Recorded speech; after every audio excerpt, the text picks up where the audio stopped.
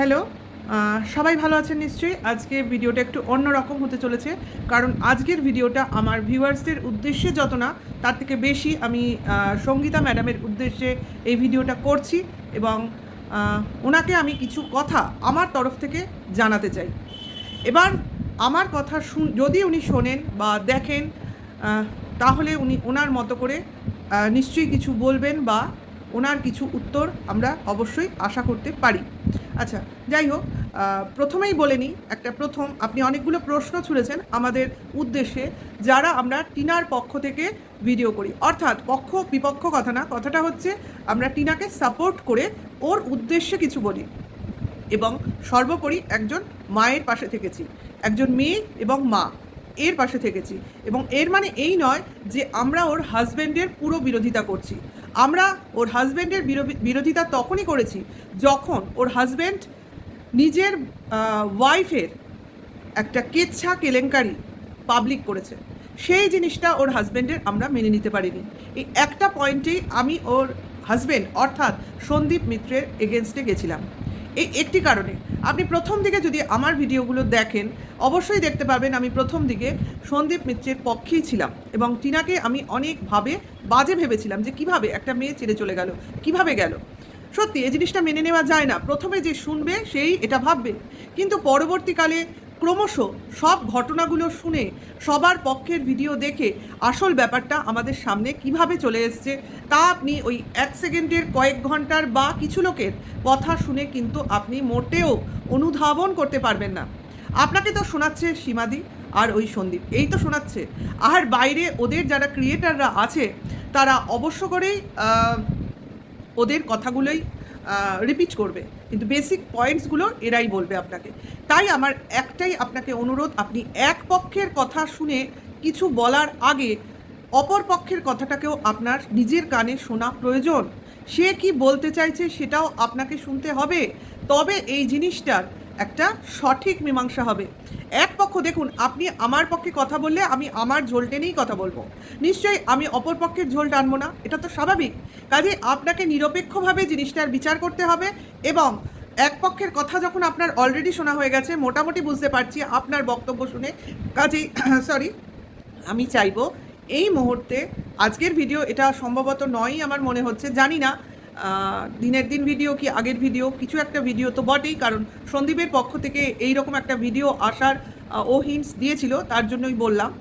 এইবার আপনার উচিত অপর পক্ষ অর্থাৎ টিনার পক্ষ থেকেও কিছু কথা শোনা, এবার তারপর আপনার বিচার করা। এবার আপনি কতগুলো প্রশ্ন আমাদের উদ্দেশ্যে ছুড়ে দিয়েছেন। তা প্রথম প্রশ্নই আপনি যেটা ছুড়েছেন খুবই যথাযোগ্য এবং যুক্তিপূর্ণ একটা কথা, যেটা বলেছেন যে ঘরে যদি কোনো অ্যাক্সিডেন্ট হয় সেই মুহূর্তে আমি কোন কোন জিনিসগুলো, বিভিন্ন জিনিসের আপনি উদাহরণ দিয়েছেন, টাকা, গয়না এবং সঙ্গে ছেলেও রয়েছে, সন্তান, তাহলে কোন জিনিসটাকে আমার বেরোবার সময় আমি নিয়ে বেরোবো। হ্যাঁ, অবশ্যই এই প্রশ্নের উত্তর একটাই হয়, মায়ের কাছে তার সন্তানের থেকে প্রিয় কিছু নয়।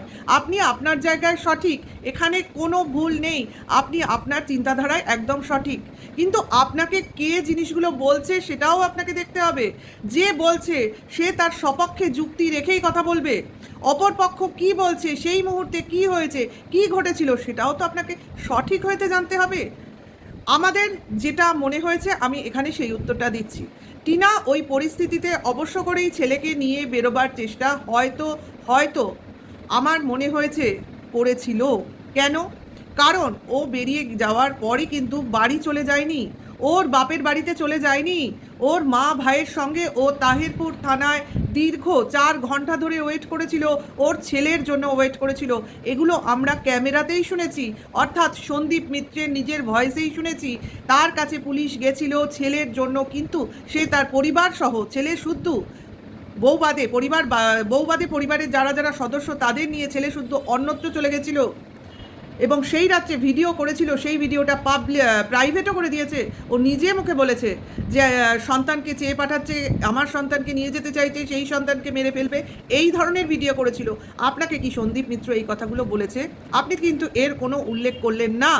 তাহলে সন্তান নিয়েই তার মা বেরোতো, কিন্তু যদি সে একা এবং তার স্বামী, শাশুড়ি এবং শ্বশুর যদি সন্তানকে আটকে রেখে দেয়, না নিয়ে যেতে দেয়, কোনো ঘরে আটকে রেখে দেয়, সিন ক্রিয়েট করে, সেই মুহূর্তে মা কী করবে? অত রাত্রে মা কী করবে? মার যা করণীয় ছিল, মা থানায় গেছে, এটাই পরিষ্কার কথা। এবার আপনি আমার কথার যাচাই টিনার কাছ থেকে করবেন, এটাই স্বাভাবিক। আমি ওখানে ছিলাম না উপস্থিত, আমার জানার কথা নয়। কিন্তু যা সিচুয়েশন হয়েছিল সেদিন, এবং সন্দীপ মিত্রের নিজের ভিডিওর থেকেই আমরা ওই দিন ওই ভিডিওর চাক্ষুষ দেখেছিলাম, কিন্তু পরবর্তীকালে সেটা প্রাইভেটও করে দেওয়া হয়েছে। আপনি এগুলোর উত্তর চাইবেন তার কাছে, যার কাছে আপনি বসে রয়েছেন। তাহলে আজকে কেন একটা মেয়েকে এইভাবে ব্লেম দেওয়া হচ্ছে? আপনি জিজ্ঞাসা করছেন সন্দীপ মিত্রকে যে ছেলের অসুস্থতার সময় মা কি খোঁজ নিয়েছিল, পাড়া প্রতিবেশীর কাউকে জিজ্ঞাসা করেছিল? তার কি উত্তর? সে শুধু ঘাড় নাড়ল না। এর যথাযোগ্য উত্তর ও কি বলবে হ্যাঁ নিয়েছিল? তাহলে তো মার সপক্ষে বলা হয়ে যায়। কখনো বলবে? এটা তো স্বাভাবিক সেন্স। বলবে না। ও চাইবে ওর মাকে বঞ্চিত রাখতে। আজও ও নিজের পরিচয় দিয়ে দিল, আজও ওয়াইটিতেও পরিষ্কার করে দিল ওর সন্তানকে ও সন্তানের মায়ের সঙ্গে যোগাযোগ করতে দিতে চায় না। তার জন্যই সেই নেগেটিভিটি, সেই নেগেটিভ প্রশ্নগুলো নিয়েই আপনার কাছে উপস্থিত হয়েছে। আপনার কি করা উচিত ছিল? নিরপেক্ষ সমাজসেবক হিসেবে আপনার উচিত ছিল, ঠিক আছে তোমার কথা শুনেছি, এবার অপরপক্ষের কথাও শুনবো, তারপর আমি ওয়াইটিতে এসে আমার বক্তব্য দেব। কিন্তু আপনি তো সেটা করলেন না, ওর কথা মতো এসে বক্তব্য করতে বসে পড়লেন। কেন? এই ধরনের সমাজ সেবা তো আমরা আশা করি না। আমরা চাই আমাদের পক্ষে যারা বিচার দেবে, বা আমাদের ঘটনাগুলো বা ডোমেস্টিক ভায়োলেন্স নিয়ে যে কথাগুলো হবে, সেগুলো কিন্তু একটা প্রসেস মেনে হবে। আপনার এক পক্ষের কথা বলছেন, এতে তো আপনাকে বায়াস মনে হচ্ছে। এটাই আমার উত্তর আপনার প্রশ্নের, এটাই আমার উত্তর। এইবার কি হবে না হবে, কি হতে পারে না পারে, আপনার মনে হচ্ছে আপনি আরেকটা কোশ্চেনও করেছেন যে কেন ডিভোর্স ফাইল করলো। আপনি মেয়েটার বয়স বিবেচনা করুন এবং মেয়েটার পক্ষের লোকজনকে বিবেচনা করুন। ওর মনে হয়েছে আগে আমি ডিভোর্স নিই, ওই শ্বশুরবাড়িতে আমি থাকতে পারবো না, তারপর আমি সন্তানের কাস্টাডি পাবো। কিন্তু ওই ছেলেটা না দেবে ডিভোর্স, না দেবে ওকে মুক্তি, ওকে চায় সোশ্যাল মিডিয়ায় বসে বসে বেচবো, যেটা কিনা এই দীর্ঘ 8-9 মাস ধরেও করেছে। আজও ওই কারণেই ডিভোর্স দিতে চাইছে না, কারণ ডিভোর্স দিলে অবশ্য করেই এই কেনা বেচা বন্ধ হয়ে যাবে। আপনি ওকে জিজ্ঞাসা করেছেন যে মেয়েটা বেরিয়ে গেছে, সে ফোনটাও নিয়ে যেতে পারেনি? তার নিজের চ্যানেলগুলো দিয়ে এই ছেলেটা, ওই সন্দীপ মিত্র আটকে রেখে দিয়েছে। এমনকি ওর ব্যাংক থেকে, ওর বাড়ি থেকে বেরোবার আগে সমস্ত টাকা ট্রান্সফার হয়ে গেছে। এইগুলো আপনি প্রশ্ন করুন। আজকের ভিডিওতে কোনো উত্তর, কোনো কোশ্চেনই বা এই বিষয়ে কোনো জিনিসেই আপনি কথা বললেন না। তার মানে আমরা ধরে নেব সন্দীপ মিত্র যে কথাগুলো আপনার সঙ্গে আলোচনা করেছে এগুলো বাদ দিয়েই করেছে। কারণ এই আমাদের উদ্দেশ্যে যে প্রশ্নগুলো আপনি আনলেন, এইগুলো কিন্তু আনার কথা নয়। কারণ এই জিনিসগুলো যেগুলো আমি বলছি বা অন্যরাও হয়তো বলবে, বা আপনি টিনার সঙ্গে কথা বললেও জানতে পারবেন, কিংবা 17ই আগস্ট রাত্রে কী হয়েছিল তাহিরপুর থানায় গেলেও আপনি জানতে পারবেন।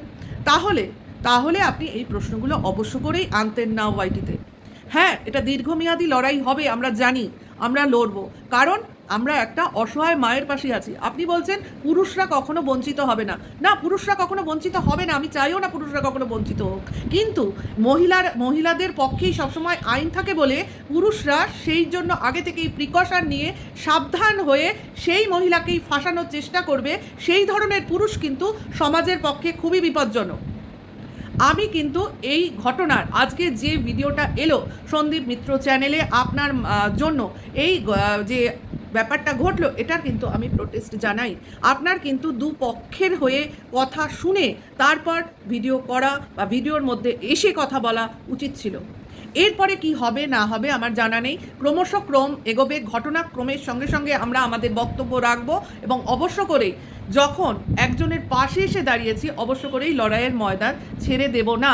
যদিও জানি ওয়াইটিটা কোনো আদালত নয়, আমরাও কোনো বিচার এখানে করতে বসিনি, কাউকে শাস্তিও দিতে বসিনি, কিন্তু সপক্ষে যুক্তি তো দিতেই পারি, কারণ জনতার গণতান্ত্রিক অধিকার এটা, কারোর হয়ে কিছু কথা বলা। হ্যাঁ, যে মুহূর্তে জানতে পারবো যে আমি যে কথাগুলো বলেছি সমস্ত কথা ভিত্তিলেস, আমি উইথড্র করে নেব। এটা আমার প্রমিস। ওকে, আমার ভিডিওটা আমি এখানেই শেষ করছি। এবার নেক্সট পর্যায়ক্রমে ভিডিও আসতে থাকবে, এবং আশা করি সমস্ত ঘটনাটা একটা পরিষ্কার স্বচ্ছ একটা প্রতিচ্ছবি পাবেন। ওকে, নমস্কার। ভিডিওটা এখানেই ক্লোজ করছি। ভিউয়ার্সদের উদ্দেশ্যেও বলছি, যদি তোমাদের ভিডিওটা ভালো লাগে এটাকে লাইক, কমেন্ট, শেয়ার করো, এবং অবশ্য করে আমাদের পাশে থেকো, টিনার পাশে থেকো, এবং জাস্টিস যেন সঠিক হয় এইটাই আমি মনে করি, কারণ বাচ্চাটার জন্যই জাস্টিস দরকার। ঠিক আছে, এখন কিন্তু তোমাদের কাছে আরও এই ঘটনাটা পরিষ্কার হয়ে যাচ্ছে কত বড় একটা কনস্পিরেসি চলছে, এবং এটা বাড়ছে। ওকে, তাহলে ভিডিওটা এখনকার জন্য এখানেই স্টপ করছি, আবার আসবো নেক্সট ভিডিওতে আরও কিছু আলোচনা করতে। Bye, tata.